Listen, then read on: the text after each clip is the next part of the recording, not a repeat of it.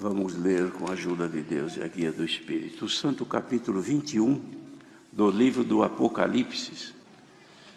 E vi um novo céu e uma nova terra, porque já o primeiro céu e a primeira terra passaram e o mar já não existe.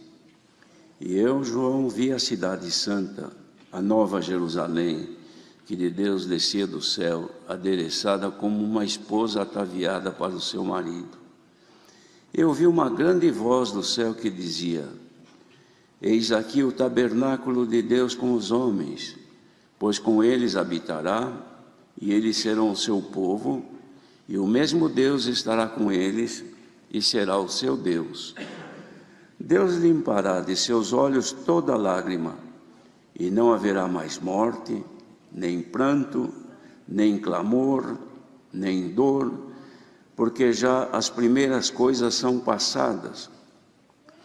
E o que estava sentado sobre o trono disse: Eis que faço novas todas as coisas. E disse-me: Escreve, porque estas palavras são verdadeiras e fiéis.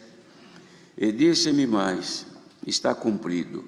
Eu sou o Alfa e o Ômega, o princípio e o fim. A quem quer que tiver sede, de graça lhe darei da fonte da água da vida. Quem vencer, herdará todas as coisas. E eu serei seu Deus, e ele será meu filho. Mas quanto aos tímidos e aos incrédulos, e aos abomináveis, e aos homicidas, e aos fornicários, e aos feiticeiros, e aos idólatras, e a todos os mentirosos, a sua parte será no lago que arde com fogo e enxofre, o que é a segunda morte. Até aqui somente. Amém.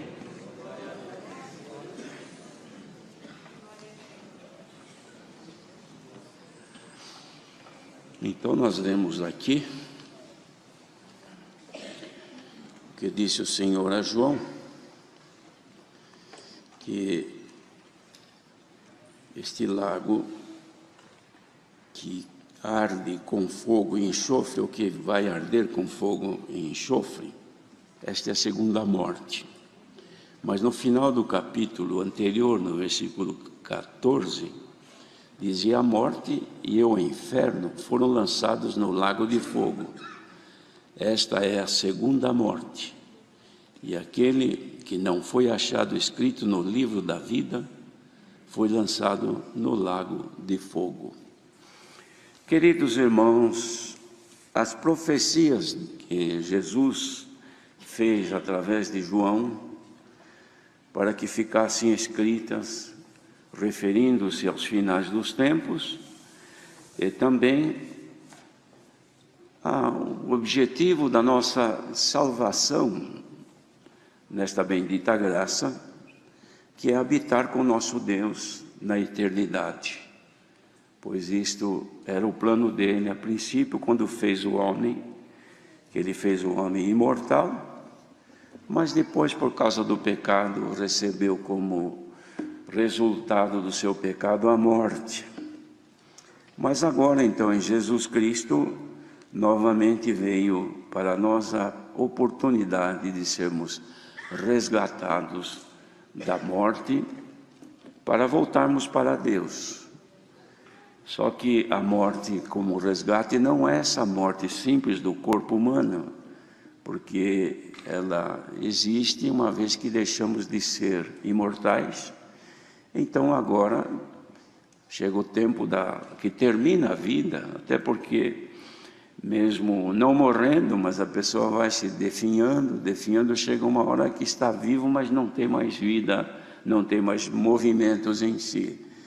Mas a morte que trata aqui, irmãos, não é a morte simples do corpo, mas sim é aquela morte que vai fazer com que esses mortais, como recebemos, o ser humano recebeu pelo pecado, receba o resultado dele no inferno, que é o lago de fogo que arde com enxofre. Então é a segunda morte. Esta segunda morte, irmãos, nós fomos livres dela, porque recebemos a vida de Jesus Cristo em nós. Cristo vive em nós. Ele disse: eu sou o caminho e a verdade e a vida. E Ele é a vida, e Ele é a vida eterna, porque Cristo é eterno, não é mortal. Ele vive em nós e, por conseguinte, nós recebemos já em nós a vida eterna, que não podemos perder. Se perdê-la, então cai como participante da segunda morte. Mas que Deus nos livre, pois somente participarão dela, ou serão entregues a esta segunda morte, o que ficou escrito aqui no versículo 8: os tímidos, os incrédulos, os abomináveis,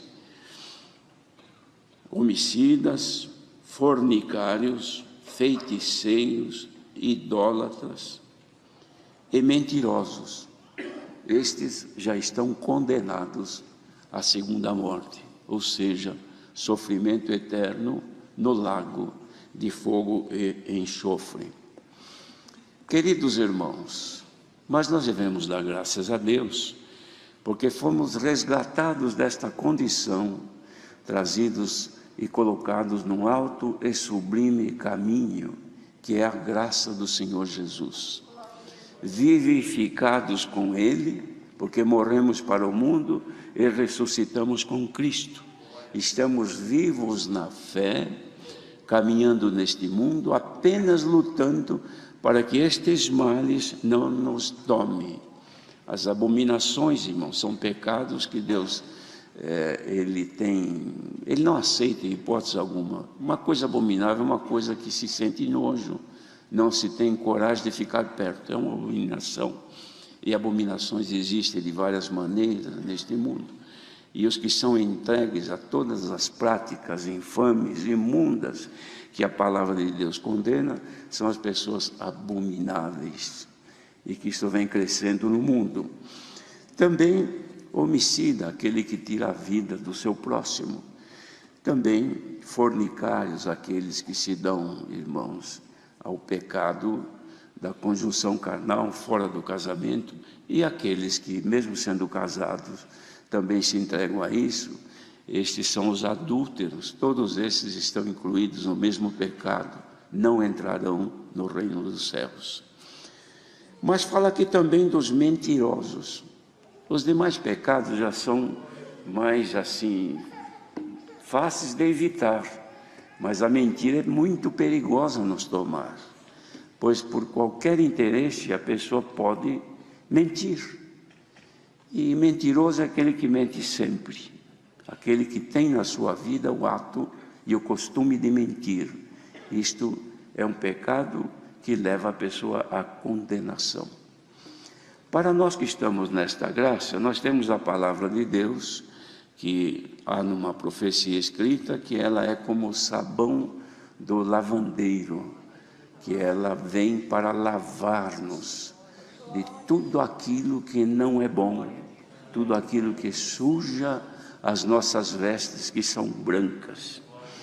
Uma pessoa que se veste com uma roupa escura, irmãos, mesmo que ande num lugar promíscuo, sujo, recebe alguma sujeira, mas não aparece. Então só chega perto e procurar, senão não vê. Mas quem tem uma roupa branquinha, é perigoso. Qualquer manchinha pequena, cisco, que passar por ali e pegar, aparece. Já se vê, olha, esse vestido está manchado, isso aqui se sujou. Por que viu? Porque é branco. E nós estamos de vestidos brancos, porque nós estamos sendo vestidos com a habitação, e revestidos com a habitação que é dos céus. A brancura significa a pureza de Deus. E o adversário quer nos fazer manchar nossos vestidos, para que nós pertençamos a esse grupo de pessoas condenáveis perante o Senhor. E a palavra de Deus, então, que anuncia a participação nossa, o direito que adquirimos de habitar nesses novos céus e na nova terra, porque esta terra velha que vivemos está condenada, irmãos. Ela se tornou maldita quando recebeu o sangue de Abel. Deus amaldiçoou a terra. E ela, então, foi condenada. e ela já tem fim determinado. Isso aqui vai ser queimado, segundo a palavra de Deus. Mas essa nova terra e os novos céus está sendo preparado ou está destinado para os que são fiéis.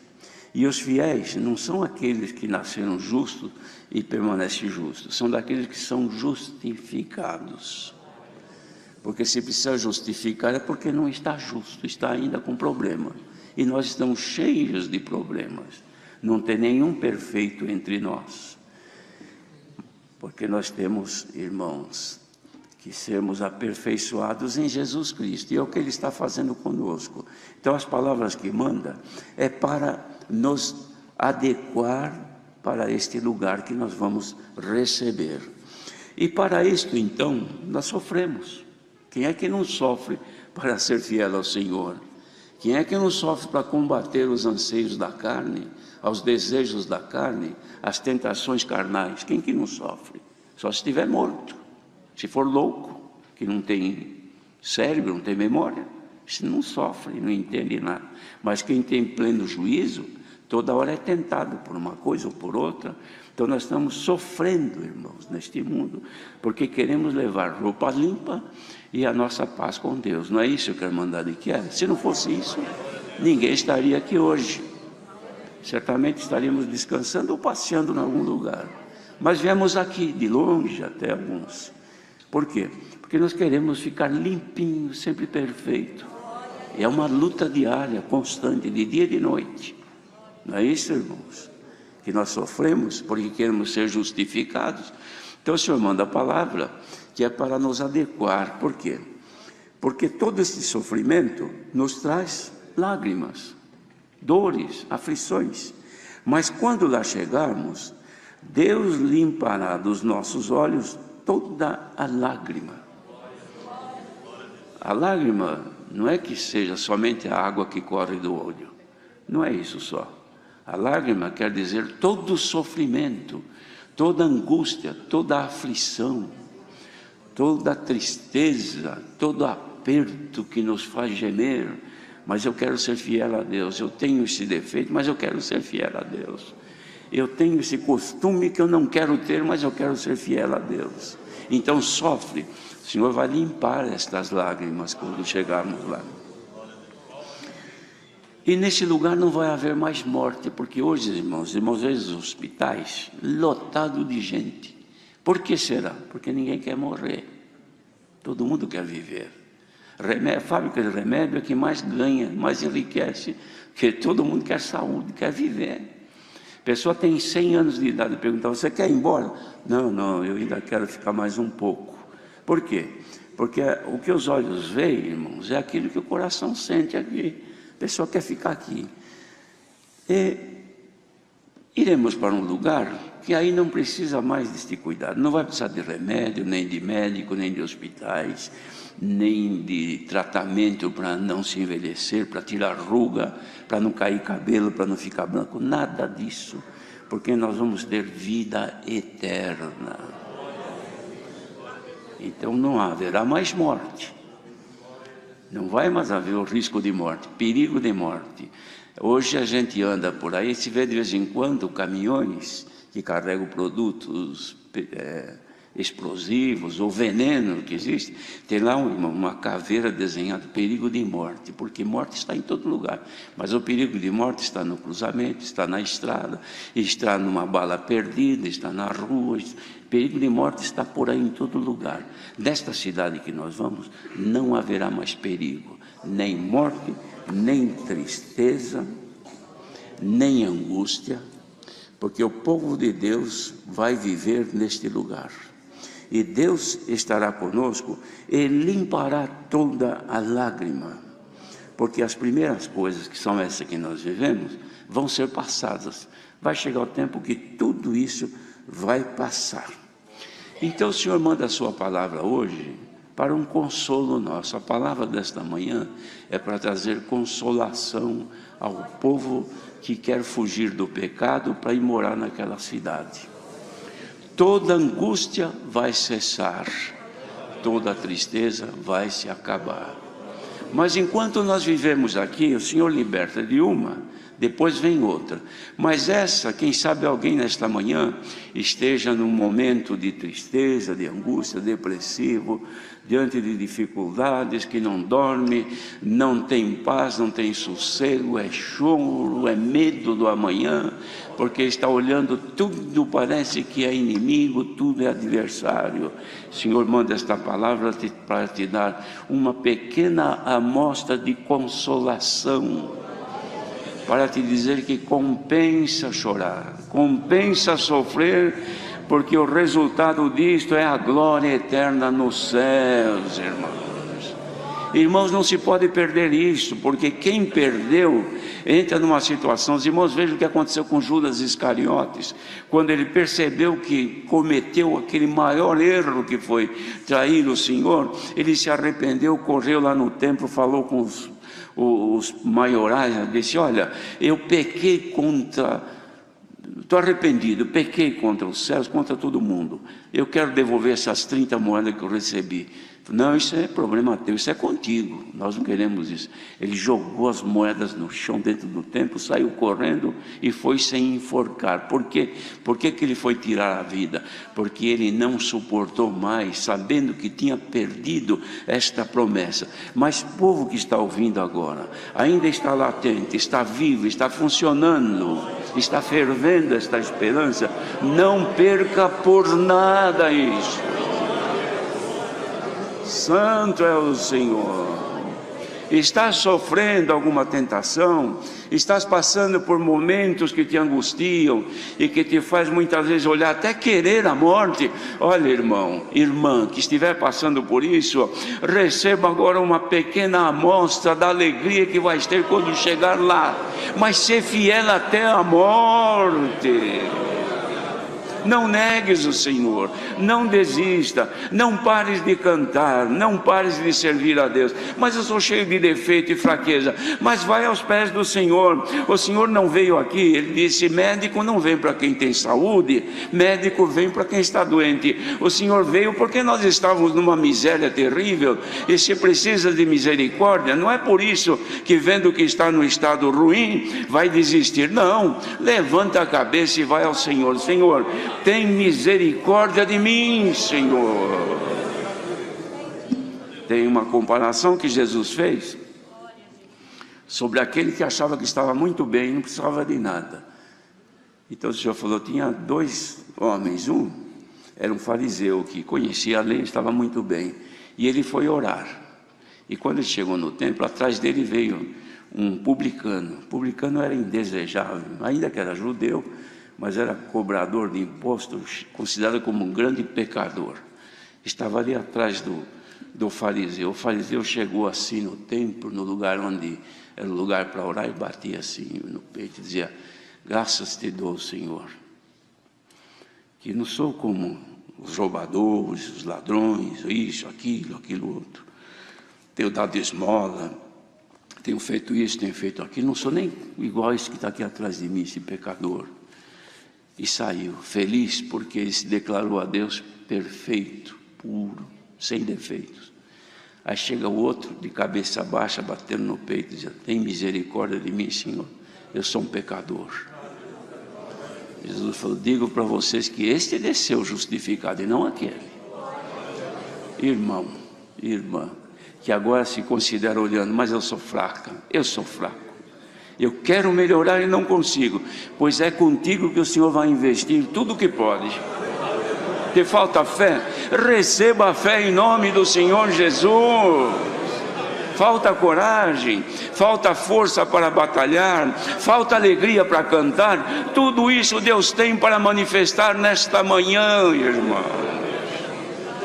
Bendito seja o Senhor, que não quer ver nenhum dos seus pequenos desanimar, se esfriar, ainda que chorando, porque o Senhor Jesus, irmãos, não veio para gozar, Ele veio para sofrer. O exemplo que Ele deixou foi o mesmo. Ninguém foi chamado para ter uma vida esplêndida, de gozo, de alegria, abastada, tudo que precisa tem, só alegria. Porque tem gente que tem: como vai, irmão? Só alegria. Mas às vezes não fala a verdade, não é bem assim, porque neste mundo não tem só alegria, mas tem gente que acha muito motivo para viver se alegrando, mas dura aquele que fala, vou indo pela misericórdia de Deus, cheguei até aqui, e você vai chegar até o fim, porque o Senhor te reveste de graça. Irmãos, se a graça do Senhor Jesus se multiplicar nesta manhã, sobre esta multidão aqui assentada agora, a Irmandade vai ver que alegria de ser crente. Quer sentir um pouquinho da alegria de ser crente? Quer sentir a satisfação de pertencer a um morador daquela cidade? Que não vai haver mais morte, que toda lágrima que tens derramado até hoje, o Senhor virá e te enxugará. Irmãos, imagine, Deus enxugar nossa lágrima. Quantas vezes que a irmã, que é mãe, que ama, claro, vê a criancinha chorando e se apieda dela, pega a fraldinha dela, limpinha, vai lá e enxuga a lágrima da criança. Não é isso que as irmãs fazem? Ainda dá um abraço, um beijo, faz um carinho. Quer que Deus faça isso contigo? Cante louvor ao Senhor. Receba agora a virtude que desce dos céus. Saiamos daqui animados para servir a Deus. Se tiveres que derramar lágrima, derrame, mas derrame com satisfação, porque um dia Deus enxugará a nossa lágrima.